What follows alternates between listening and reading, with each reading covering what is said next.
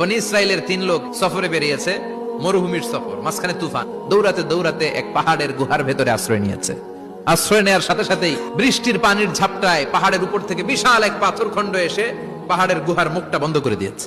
অন্ধকার, গায়ে যত শক্তি ছিল ধাক্কায়ও পাথর সরাইতে পারে না। হায় হায়, অক্সিজেন ভিতরে যা আছে আধা ঘন্টা শেষ হয়ে যাবে, কি করে বাঁচবো? বাঁচার উপায় নাই। চিল্লাফাল্লা শুরু হয়ে গেল, কান্নাকাটি শুরু। একজন বলে, তোমাদের জীবনে কার কি নেক আমল আছে, যেই নেক আমলটা আল্লাহর ভয়ে করছিল ওইটার ওসিলা দিয়ে দোয়া করে দেখো কিছু হয় কিনা।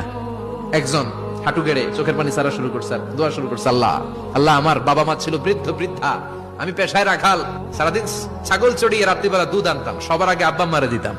একদিন গভীর রাতে এসে দেখি আব্বা আম্মা ঘুমায়, দুধের বাটি নিয়ে আব্বা আম্মার মাথার সামনে দাঁড়িয়ে রইলাম। আল্লাহর ডেকে বলে, আল্লাহ, ওই দিন সারা রাত দুধের বাটি নিয়ে মা বাবার শিওরে আমি দাঁড়িয়েছিলাম, ফজরের সময় আব্বা আম্মারে দুধ খাওয়ালাম, তারপরে ছেলে মেয়েদেরকে দিয়েছিলাম। আল্লাহ, আজকের এই বিপদের দিনে কেউ বাঁচানোর নাই, তুমি আমাদের বাঁচাও।